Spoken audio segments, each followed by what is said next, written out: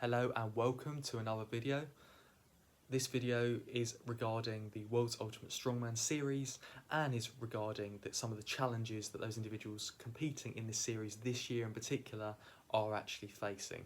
So it's first worth mentioning plans have changed, if you like. So no one's been fully prepared for what has happened and for therefore the consequences of what has happened. So essentially the consequence being, in this case, that individuals are having to perform world records if they want to get them in their own gyms rather than travelling to competition and competing in a competition and hopefully getting that record as part of competition. So there's a number of challenges with this. One is you kind of need to know what you want to go for, if you like. In a competition, an individual might set a record which obviously they have been training for that event, but because it's mixed up with a series of events, they're not going to be 100% sure if they're going to get a record in a competition setting. So therefore that almost takes a bit of the pressure off because they're not actually expected to. It's not the only thing they're going for when they're there. If they say wanted a record, went there, didn't do particularly well in that event, but did brilliantly in the other events, overall they would still place pretty well in the competition and overall achieve a great deal.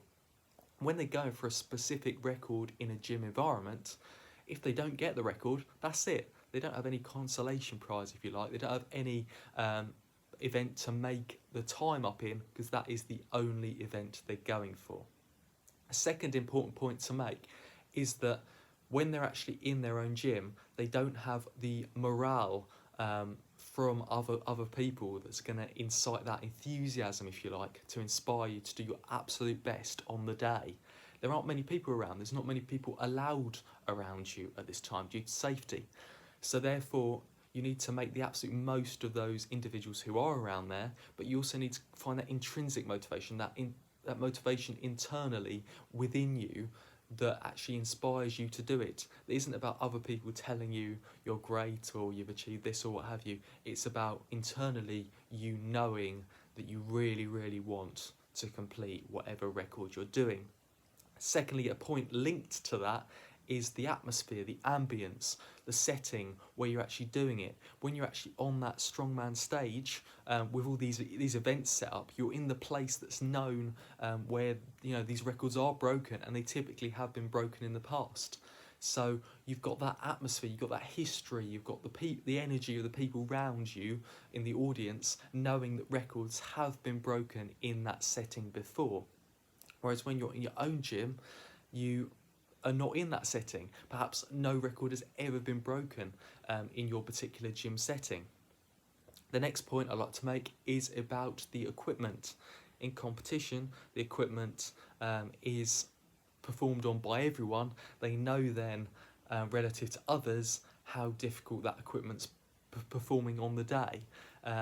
Because other individuals are actually taking part with that same equipment. So if they say a fault in the equipment, it evens out to everyone in the competition, so the results of that competition will factor that in, if you like. If you're completing a lift in your home gym and your equipment's faulty, for example, I'm not saying that any of these top guys will have faulty equipment, because of course they won't, but at a lower level, if people are trying to emulate this, if you like, and doing various PRs or what have you in their own gyms, you're also not factoring in that equipment failure. For example, if the equipment failed on the day, when I say failed, wasn't as consistent, if you like, in how it was able to perform the weights and the lift movements, then you'd end up with a situation where you aren't getting those PRs.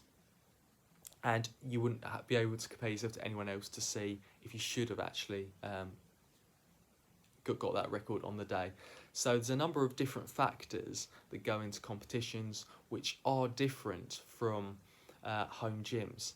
Also, there's a particular date where the individual is set and scheduled that they have to perform these lifts on for this World's Ultimate Strongman series where people perform the records in their own gyms.